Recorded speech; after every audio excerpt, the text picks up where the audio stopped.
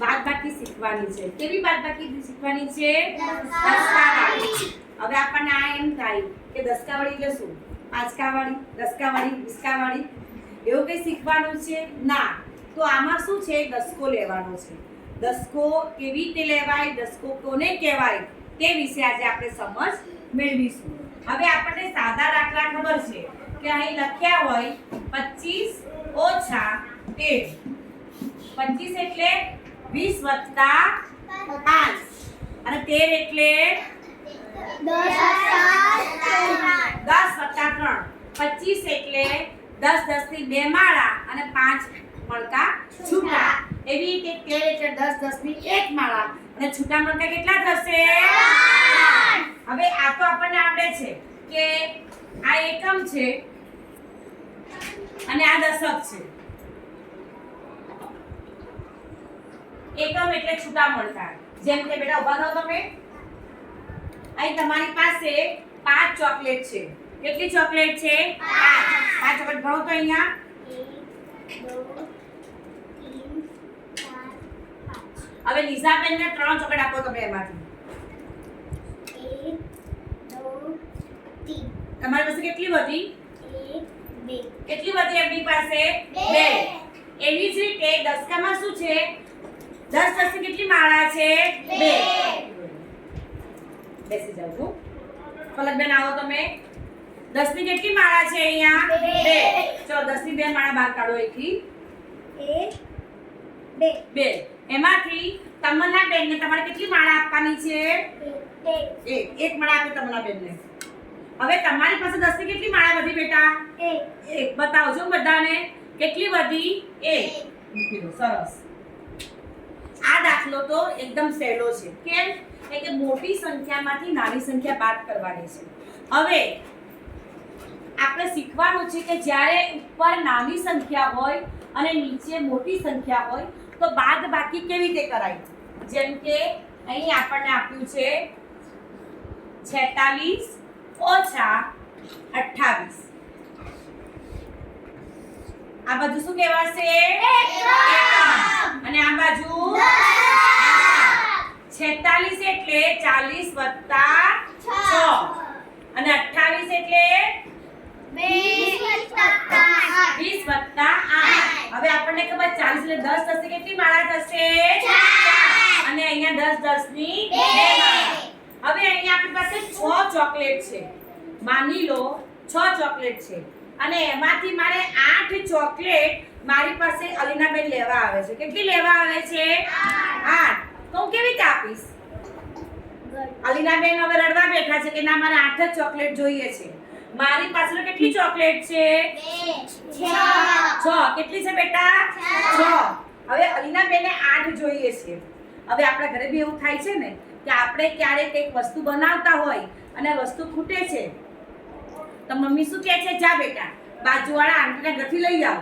તો આજે પણ આપણે એ જ કરવાનું છે કે આ નાની બેબી રડે છે એને 8 ચોકલેટ જોઈએ છે ને આપણી પાસે 6 જ છે. તો શું કરશું? બાજુવાળા એટલે કે દશકના ઘરે જઈશું અને એની પાસે ચોકલેટ લેવા જઈશું. હવે એમની પાસે તો 10 10 ની માળાઓ છે. શું છે? 10 10 ની માળાઓ. આપણે શીખી ગયા છીએ આ 10 10 ની માળાઓ છે. કેટલી માળા છે એમની પાસે? 10 10 ની 4. અલીનાબેન અહીંયા આવો તો તમે બેટા. ચલો આમાંથી 10 ની 4 માળા કાઢો તમે. 1 2 તમન્ના 4. હવે એમની પાસે 10 10 ની 4 માળા છે. આપણે એમની પાસેથી એક માળા લાવશું. મને એક માળા આપી દો તો. હા, એક માળા લાવશું.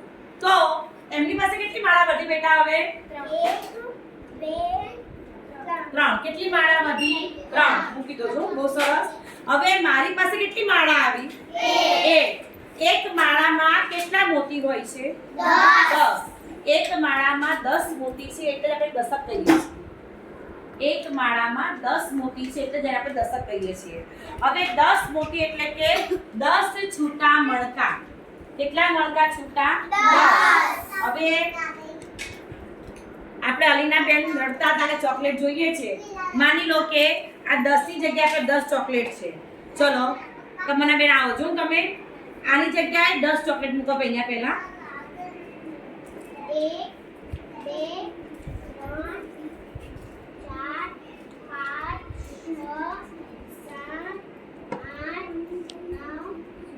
હવે મારી પાસે કેટલી ચોકલેટ હતી બીજી 6 મૂકો બીજી 6 ચોકલેટ 1 2 3 4 5 6 હવે આ ચોકલેટ બધી થઈને કેટલી થઈ ગણો તો બેન તમે આની અંદર ગણજો આમ આમ ઉભા રહો તમે અને પેલામાં નાખો અને ગણો 1 2 3 4 5 6 7 8 9 10 11 12 13 14 15 16 કેટલી થઈ ચોકલેટ 10 + 6 એટલે કે 16 હવે અલીના બેનને કેટલી ચોકલેટ લેવી છે આપણી પાસેથી 8 હવે તમે 8 આપી શકશો આપો તો બેન તમે એમને 8 ચોકલેટ આપો તમે 1 2 3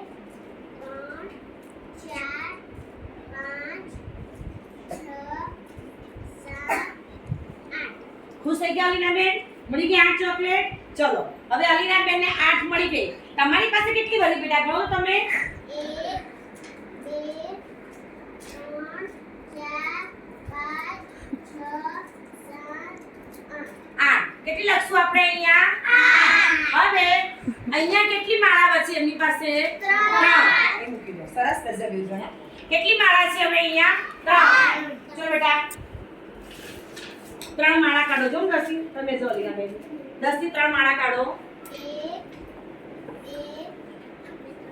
એમાંથી આપણે કેટલી માળા ઓછી કરવાની છે 2 માળા મૂકી દો કેટલી વધી આપણી પાસે 1 કેટલી વધી 1